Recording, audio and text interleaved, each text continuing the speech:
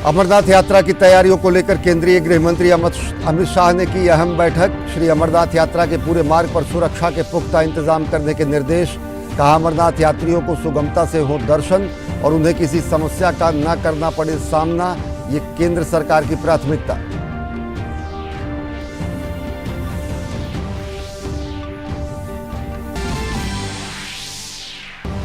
Chat GPT बनाने वाले Sam Altman ने प्रधानमंत्री नरेंद्र मोदी से की मुलाकात। प्रधानमंत्री ने कहा, तकनीकी पारिस्थितिकी तंत्र को बढ़ाने में एआई की क्षमता वास्तव में विशाल। केंद्रीय इलेक्ट्रॉनिक्स और सूचना प्रौद्योगिकी राज्य मंत्री राजीव चंद्रशेखर ने कहा, डिजिटल नागरिकों की सुरक्षा सुनिश्चित करने के लिए एआई को किया जाएगा रेगुलेट। मोदी सरकार के 9 साल पर जारी है केंद्रीय मंत्रियों की प्रेस कॉन्फ्रेंस। केंद्रीय इलेक्ट्रॉनिक्स और सूचना प्रौद्योगिकी राज्य मंत्री राजीव चंद्रशेखर ने गिनाई मंत्रालय की उपलब्धियां। कहा, पिछले 9 साल के दौरान डिजिटल इंडिया क्षेत्र में हुए अभूतपूर्व विकास के कारण खत्म हुआ है भ्रष्टाचार।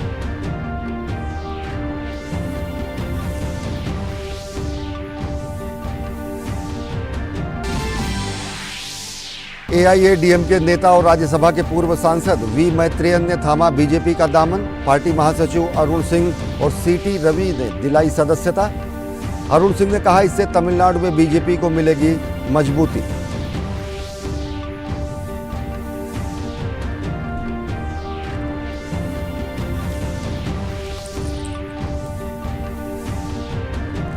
और आगे बढ़ रहा है अति प्रचंड तूफान बिपरजॉय। अरब सागर में अभी भी दक्षिण पश्चिम में स्थित पोरबंदर के तटीय इलाकों में एहतियात के तौर पर दिशा निर्देश जारी। मछुआरों को समुद्र में न जाने की दी गई सलाह। और देखिए खबरें विस्तार से। मैं हूं अश्विनी मिश्र। केंद्रीय गृह एवं सहकारिता मंत्री अमित शाह ने आज नई दिल्ली में उच्च स्तरीय बैठक में श्री अमरनाथ यात्रा की तैयारियों की समीक्षा की। केंद्रीय गृह मंत्री ने कहा कि मोदी सरकार की ये प्राथमिकता है कि अमरनाथ यात्रियों को सुगमता से दर्शन हो, उन्हें किसी प्रकार की समस्या का सामना न करना पड़े। केंद्रीय गृह मंत्री ने कहा कि श्री अमरनाथ यात्रा के पूरे मार्ग पर सुरक्षा के पुख्ता इंतजाम किए जाएंगे। उन्होंने हवाई अड्डे और रेलवे स्टेशन से यात्रा बेस कैंप तक के मार्ग पर हर प्रकार की सुचारू व्यवस्था पर खास जोर दिया। केंद्रीय गृह मंत्री ने यात्रियों की सुविधा के लिए रात में भी श्रीनगर और जम्मू से हवाई सेवा उपलब्ध कराने के निर्देश दिए हैं। उन्होंने ऑक्सीजन सिलेंडर और उनकी रिफिलिंग सुनिश्चित करने के साथ साथ इसके पर्याप्त स्टॉक रखने और डॉक्टरों की अतिरिक्त टीम उपलब्ध कराने के भी निर्देश दिए हैं।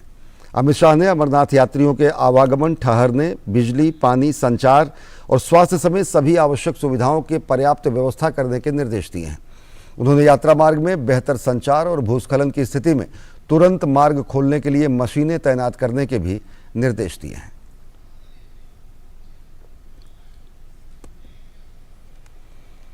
मोदी सरकार के 9 साल पूरा होने के मौके पर हर मंत्रालय अपनी उपलब्धियों को जनता के सामने रख रहा है। 9 साल में भारत को लेकर दुनिया के नजरिए में क्या बदलाव आया है और देश में कैसा समावेशी विकास हो रहा है। इसी कड़ी में केंद्रीय इलेक्ट्रॉनिक्स और सूचना प्रौद्योगिकी राज्य मंत्री राजीव चंद्रशेखर ने कहा कि भारत में डिजिटल क्रांति आई है और ये समावेशी विकास का सबसे बड़ा उदाहरण है। केंद्र की नरेंद्र मोदी सरकार ने सत्ता में 9 साल पूरे कर लिए हैं। सरकार की 9 साल की उपलब्धियों को लेकर तमाम केंद्रीय मंत्री लगातार प्रेस कॉन्फ्रेंस कर रहे हैं और जनता को सरकार के कामों की जानकारी दे रहे हैं। इसी कड़ी में शुक्रवार को केंद्रीय इलेक्ट्रॉनिक्स और सूचना प्रौद्योगिकी राज्य मंत्री राजीव चंद्रशेखर ने दिल्ली में एक प्रेस कॉन्फ्रेंस की और अपने मंत्रालय से जुड़ी तमाम उपलब्धियों की जानकारी साझा की। उन्होंने कहा कि प्रधानमंत्री नरेंद्र मोदी की सरकार में डीबीटी योजना से लोगों के जीवन में महत्वपूर्ण बदलाव आया है। उन्होंने कहा कि एक समय था जब केंद्र से 100 रुपए निकलते थे तो गरीब जनता को केवल 15 रुपए मिलते थे, लेकिन आज जनता को 100 में से 100 रुपए मिलते हैं। यह डिजिटल क्रांति का एक बहुत बड़ा उदाहरण है। Just to give you a broad framework of how much money has been delivered through this DBT framework by Narendra Modi ji's government, the total estimates are 29 lakh crores. यही डीबीटी के बारे में हमारे चिदम्बरम साहब ने राज्यसभा में ही मॉक्ड इट, ये कहीं होगा नहीं, गरीब के पास अकाउंट नहीं होंगे, हो नहीं सकता। और आप सब देख चुके हैं कि राज्यसभा में उन्होंने अपने इंटेलेक्चुअल जायंटिज्म को दिखाते हुए इस पूरे इनिशिएटिव को उन्होंने मॉक किया था। और आज भारत के लोग जानते हैं कि प्रधानमंत्री मोदी जी ने टेक्नोलॉजी के द्वारा क्या उनके लाइफ में बदलाव लाया है। राजीव चंद्रशेखर ने कहा कि पीएम मोदी के नेतृत्व में भारत मैन्युफैक्चरिंग के लिए विश्व स्तर पर विश्वसनीय भागीदार बन रहा है। उन्होंने कहा कि भारत 5G रोल आउट करके दुनिया को दिखा दिया है कि वो तकनीक के मामले में बहुत आगे है। 9 साल में हमने कितना दूरी, एक तरह से how far we have travelled in the 9 years। और इस प्रेजेंटेशन का टाइटल है, मेरे हिसाब से काफी अप्रोप्रिएट है, लॉस्ट डेकेड टू इंडिया टेकेड। और लॉस्ट डेकेड जब मैं कहता हूं, मैं 2004 से 2014 का जो यूपीए सरकार का जो एक टर्म था या 2 टर्म्स थे, उसको मैं डिस्क्राइब करता हूं लॉस्ट डेकेड। एंड जो पिछले 9 साल और आने वाले दशक के बारे में मैं कहता हूं, और प्रधानमंत्री मोदी जी ने एक फ्रेज कॉइन किया है, इंडिया डेकेड। उन्होंने कहा कि भारत की डिजिटल इकोनॉमी 2025-26 तक अर्थव्यवस्था का 20% हो जाएगी। केंद्रीय मंत्री ने कहा कि आज हम सबसे अधिक एफडीआई प्राप्त कर रहे हैं और पहले से कहीं अधिक रोजगार सृजित कर रहे हैं। वहीं प्रधानमंत्री कार्यालय में राज्य मंत्री जितेंद्र सिंह ने मोदी सरकार के 9 वर्ष पूरे होने के मौके पर एक प्रेस वार्ता को संबोधित करते हुए विभिन्न सुधारों के बारे में बात की। उन्होंने बताया कि पिछले 9 सालों में सरकार की जीरो करप्शन की नीति रही है, जिसके लिए सुधार करते हुए सरकार ने भर्ती प्रक्रिया को ऑफलाइन से ऑनलाइन कर दिया है ताकि इसे पारदर्शी बनाया जा सके। Shifting over from the paper to the computer is also in that direction of bringing more and more transparency to the youth. Anyone who has the capacity, who has put in sufficient amount of hard work, has the potential, has the aptitude, will get an opportunity. At the official level, attempt has been made to, of course, we followed the mantra of Prime Minister zero tolerance against corruption very seriously right from the beginning. But at the same time, it was also made out that in the pursuit of achieving the goal of zero tolerance, there would be no harassment or intimidation of the performing officers. And I think one example of that is the amendment that has been brought in the Prevention of Corruption Act, where the bribe giver is also equally culpable. उन्होंने कहा कि सरकारी कार्यालयों में स्वच्छता से जुड़े व्यवहार परिवर्तन को महसूस किया गया, तो साथ ही पिछले 9 सालों में पेंशन विभाग में भी उल्लेखनीय सुधार किए गए। गौरतलब है कि 9 साल के मौके पर जहां तमाम केंद्रीय मंत्री प्रेस कॉन्फ्रेंस कर रहे हैं, तो वहीं बीजेपी भी मेगा जनसंपर्क अभियान चला रही है। राजेश राज के साथ bureau report, DD news. AIADMK के वरिष्ठ नेता और पूर्व राज्यसभा सांसद वी मैत्रेयन ने बीजेपी का दामन थामा है। भारतीय जनता पार्टी के महासचिव अरुण सिंह और सीटी रवि ने उन्हें बीजेपी की सदस्यता ग्रहण कराई। इस मौके पर अरुण सिंह ने कहा कि प्रधानमंत्री की लोकप्रियता दिनों दिन बढ़ती जा रही है, जिसकी वजह से लोग बीजेपी में शामिल हो रहे हैं। और इसी कड़ी में डॉक्टर वी मैत्रेयन ने पार्टी का दामन थामा है। पूरे देश भर में प्रधानमंत्री जी की नीतियों से प्रभावित होकर के, उपलब्धियों से प्रभावित होकर के, भारतीय जनता पार्टी की विचारधारा से प्रभावित होकर के लोग भाजपा को ज्वाइन कर रहे हैं।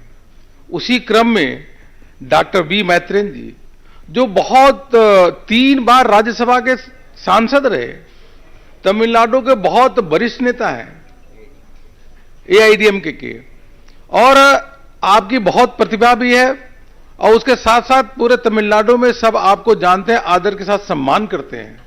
वह आज भारतीय जनता पार्टी को ज्वाइन कर रहे हैं, प्रधानमंत्री मोदी जी के प्रति अपना पूरा समर्थन व्यक्त कर रहे हैं।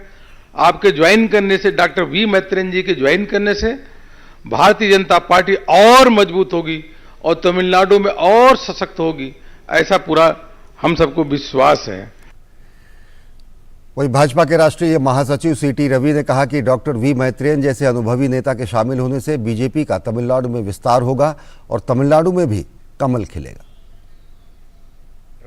वी मैत्रेयन जी 3 बार राज्यसभा संसद के नाते सेवा किए। उन्हें एआईएडीएमके में एक प्रभावशाली नेता के नाते तमिलनाडु में संगठन भी किया है। जनता का मुद्दा पकड़ करके we are fighting against DMK government. अपना साथ डॉक्टर मैत्रेयन के जैसे अनुभवी नेता शामिल होने के बाद मुझे लगता है और ज्यादा समर्थन मिलेगा पार्टी को।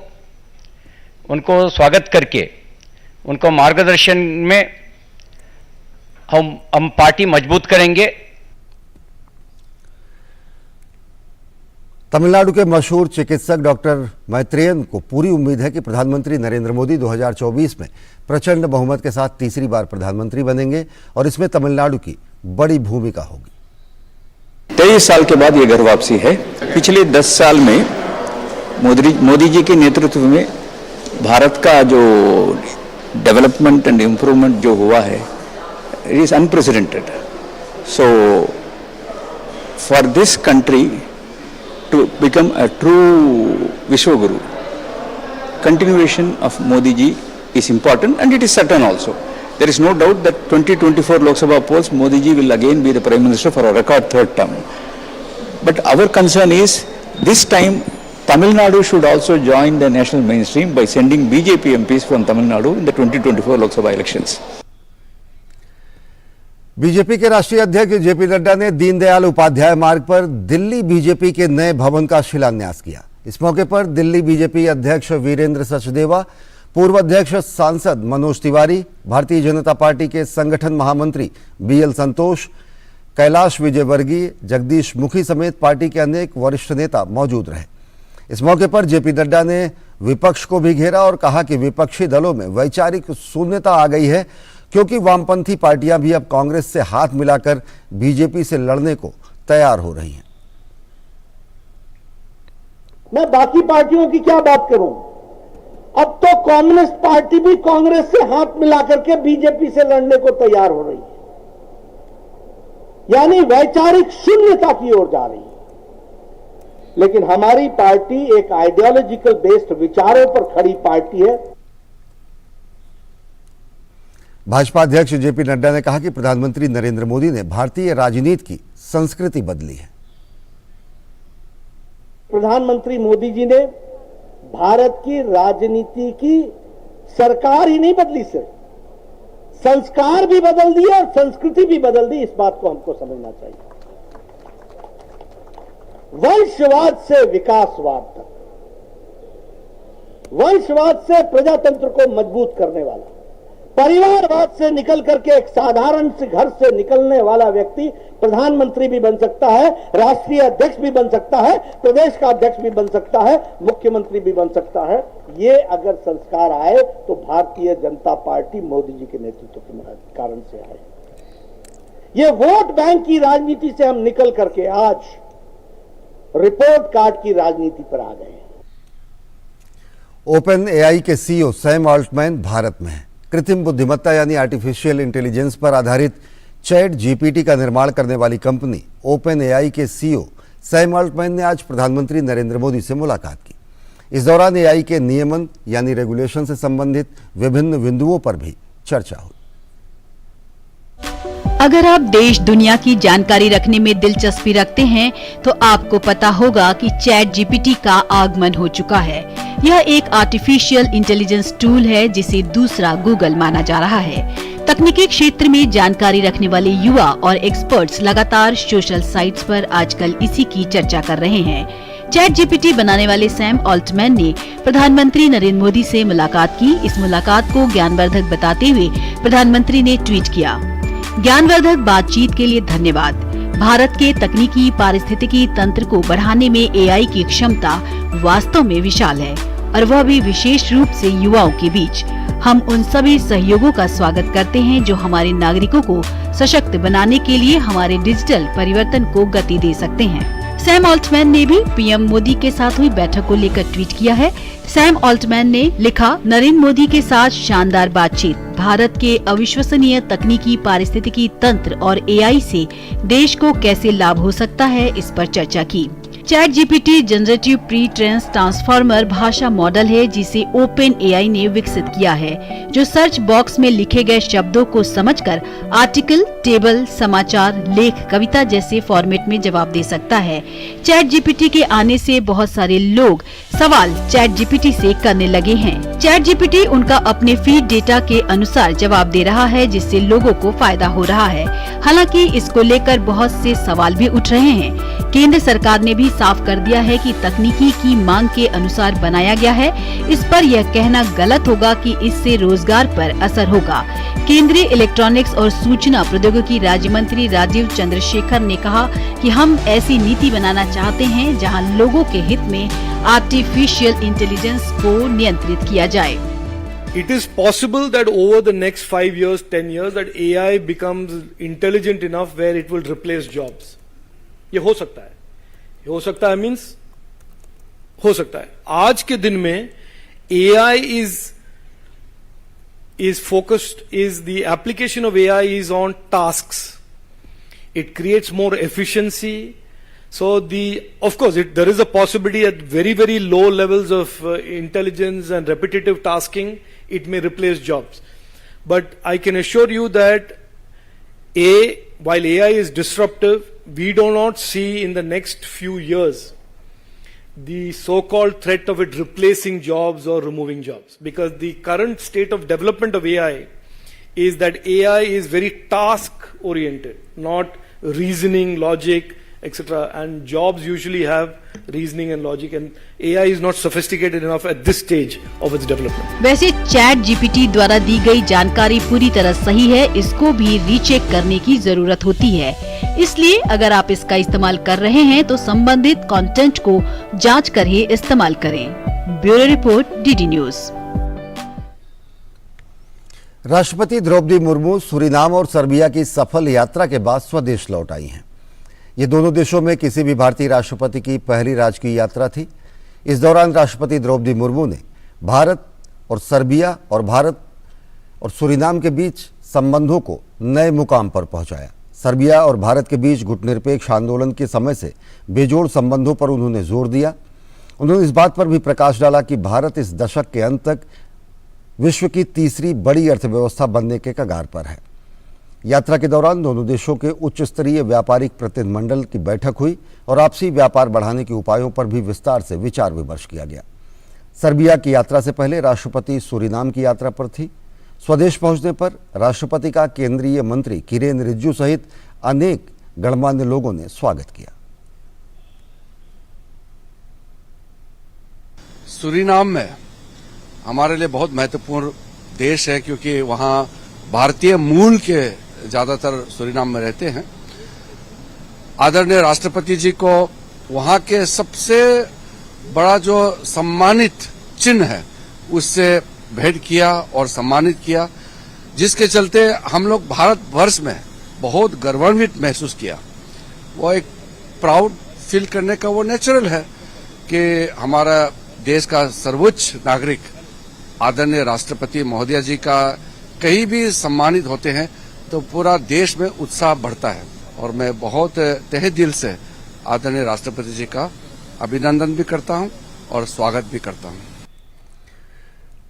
अरब सागर का चक्रवात बिपरजॉय अगले 48 घंटे में गंभीर चक्रवाती तूफान के रूप में तब्दील हो सकता है। मौसम विभाग के अनुसार अगले 3 दिनों के दौरान उत्तर पश्चिम भारत की ओर यह बढ़ सकता है। मौसम विभाग ने मछुआरों को पूर्वी मध्य और पश्चिमी मध्य अरब सागर में इस महीने की 12 तारीख तक न जाने की हिदायत दी है।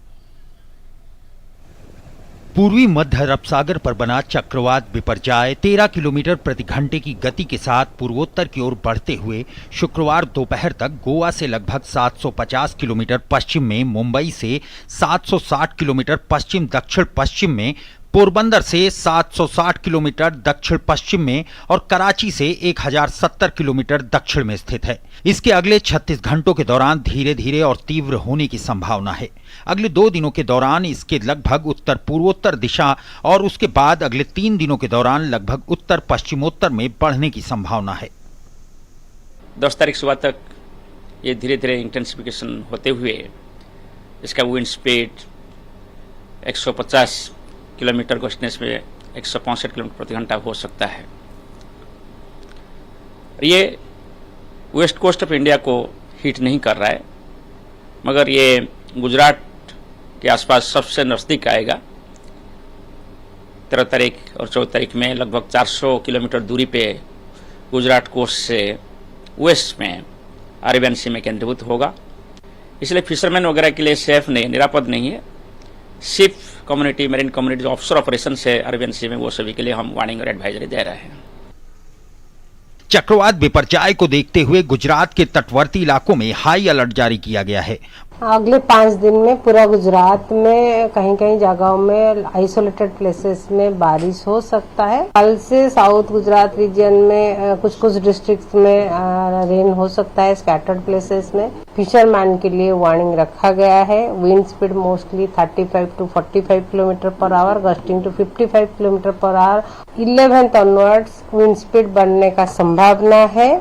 एक और जहां चक्रवात बिपरजॉय को लेकर मौसम विभाग निगरानी बरत रहा है, वहीं मानसून की गतिविधियों पर नजर रखी जा रही है। गुरुवार को दक्षिण पश्चिम मानसून के केरल में पहुंचने के बाद से कोच्चि और कोझिकोड में बारिश हुई। वहीं पूर्वोत्तर के गुवाहाटी में भारी बारिश के कारण शहर में जलभराव देखा गया है। Bureau report, DD news. और देश में बढ़ते धर्मांतरण के मामलों को देखते हुए कई राज्यों ने धर्मांतरण निरोधी कानून बनाया है। धर्मांतरण के मामले में एक नया मामला देखने को आया है, जिसमें सिर्फ पुलिस, सुरक्षा एजेंसियों को ही नहीं बल्कि आम जनता में भी हड़कंप मच गया है। इस डिजिटल युग में कैसे अब धर्मांतरण के जाल में नाबालिग बच्चों को फंसाने की एक साजिश है, जो एक ऑनलाइन गेमिंग के जरिए आई है। हालांकि मामले में उत्तर प्रदेश पुलिस मुख्य आरोपी की तलाश में महाराष्ट्र में छापेमारी कर रही है। मामला गाजियाबाद का है। धर्मांतरण के मामले देश में पहले भी आते रहे हैं, लेकिन गाजियाबाद में आए धर्मांतरण के ताजा मामले ने तमाम जांच एजेंसियों के कान को खड़ा कर दिया है। न केवल जांच एजेंसियां बल्कि बच्चों के माँ बाप के लिए भी ये खबर बेहद डराने वाली है। गाजियाबाद का धर्मांतरण का ये मामला डरावना इसलिए है क्योंकि गेमिंग ऐप के जरिए नाबालिगों को शिकार बनाया जाता है और उनका धर्मांतरण कराया जाता है। ये मामला सामने आया 30 मई को, जब गाजियाबाद के राजनगर में रहने वाले एक जैन परिवार ने पुलिस को शिकायत की और बताया कि उनका 17 साल का बेटा दिन में 5 बार जिम जाने की बात कहकर घर से निकलता था। एक दिन पीछा करने पर पता चला कि वो मस्जिद में 5 वक्त की नमाज पढ़ने जाता है। बाद में बेटे से पूछताछ हुई तो पता चला कि बेटे ने इस्लाम धर्म कबूल कर लिया है। उसने इस्लाम को अन्य धर्म से बेहतर बताया और कहा कि वह मन से इस्लाम धर्म को स्वीकार कर चुका है। लड़के के मोबाइल लैपटॉप की जांच करने पर उसमें इस्लाम धर्म से जुड़ी ढेरों सामग्रियां मिली। गैजेट्स की जांच से पता चला कि वह मुंबई के एक व्यक्ति के संपर्क में था। वह जाकिर नाइक से भी प्रभावित है। जांच में पता चला कि ऑनलाइन गेमिंग ऐप के जरिए उनके बेटे की दोस्ती मुंबई निवासी बद्दो नामक व्यक्ति से हुई थी। बद्दो से उनके बेटे ने कंप्यूटर पार्ट्स भी खरीदे थे। इसके बाद से उन दोनों की दोस्ती बढ़ती गई। आरोप है कि ब्रेन वॉश कर लड़के को इस्लामिक गतिविधियों में शामिल किया गया। पुलिस के मुताबिक लड़के से हलफनामे पर दस्तखत भी कराया गया कि वो स्वेच्छा से धर्म परिवर्तन कर रहा है। नन्नी जिनको हमने आज गिरफ्तार करा है, इन्होंने एक हिंदू युवक से जिसको इन्होंने कन्वर्ट करा था नाबालिग लड़के को, उससे 12 मई को फोर्सफुली एक एफिडेविट भी साइन करवाया था, जिसमें कि उसने ये लिखा है कि मैंने ये धर्म अपनी स्वेच्छा से कबूल करा है। जिसमें कि उनसे पूछताछ करी गई है तो पता लगा उनका दबाव देकर ये एफिडेविट 12 मई को, जब ये बात था कि ये भेद खुलने वाला है, उनका दबाव देकर ये एफिडेविट साइन करवाया गया। पीड़ित की शिकायत पर पुलिस एक्शन में आई और 4 जून को मस्जिद के मौलवी अब्दुल रहमान को गिरफ्तार किया। पूछताछ और जांच में पता चला कि इस लड़के को ऑनलाइन गेमिंग ऐप फोर्टनाइट और डिस्कॉर्ड के जरिए ब्रेन वॉश किया गया था। पहले गेम में हराया गया, फिर जिताने के लिए कुरान पढ़ने को कहा गया। जब इस लड़के ने कुरान पढ़नी शुरू कर दी तो उसे जिताना शुरू कर दिया गया। धीरे धीरे इस लड़के का भरोसा इस्लाम में बढ़ता गया। पुलिस की आगे की जांच में मुख्य नाम खान शहनवाज मकसूद उर्फ बद्दो का सामने आया, जो मुंबई का रहने वाला है और फिलहाल फरार है। इसमें जो इनका कार्य करने का तरीका था वो एक फोर्टनाइट नाम की गेमिंग एप्लीकेशन है, जिससे कि नई उम्र के टीनेजर्स इसमें आकर्षित हो जाते थे और उसके बाद जब वो गेम खेलते थे साथ ही में उनको डिस्कॉर्ड नाम की एक चैट इंजन है जिसपे कि वो वहां पे जाते थे और गेम जीतने के लिए उनको कुरान की आयतें पढ़ने के लिए बोला जाता था और जब वो गेम जीत जाते थे तब इनको डॉक्टर जाकिर नायक की वीडियो शेयर करी जाती थी और जब वीडियो शेयर करके ये इस्लाम कबूल कर लिया करते थे तो उनको और कट्टर बनाने के लिए डॉक्टर तारिक जमील की वीडियोस देखा करते थे। ये गाजियाबाद में इस मामले को लेकर हिंदूवादी संगठनों का विरोध प्रदर्शन जारी है। प्रदर्शनकारियों की मांग है कि इस मामले में कड़ी कार्रवाई हो। उन्होंने बच्चों की मासूमियत का फायदा लिया है। बच्चे मासूम होते हैं, बच्चे भगवान का रूप होते हैं, उनका स्वरूप होते हैं। आप उनसे खेल रहे हैं, उनकी मासूमियत से खेल रहे हैं। आपने उनकी मासूमियत के साथ जो खेल खेला है इसका जवाब अब हमें देना ही होगा। गाजियाबाद में हुए धर्मांतरण के मामले में पुलिस और देश के अलग अलग एजेंसियां लगातार जांच में जुटी हुई हैं। एक ओर जहां पकड़े गए मौलवी से पूछताछ के दौरान कई चौंकाने वाले तथ्य पुलिस के सामने आ रहे हैं, तो वहीं दूसरी ओर खान शहनवाज उर्फ बद्दो को पकड़ने के लिए पुलिस की कई टीमें महाराष्ट्र के अलग अलग इलाकों में दबिश दे रही हैं। हालांकि अभी वह फरार है। पुलिस टीम यह भी पता कर रही है कि बद्दो किन लोगों के साथ मिलकर ये काम कर रहा है। पुलिस को महाराष्ट्र में गैंग द्वारा कई लोगों के धर्मांतरण की जानकारी भी मिली है। Bureau report, DD news. और हिंदी समाचारों के इस बुलेटिन में फिलहाल इतना ही। देश और दुनिया की ताजा तरीन खबरों के लिए देखते रहिए डीडी न्यूज। नमस्कार।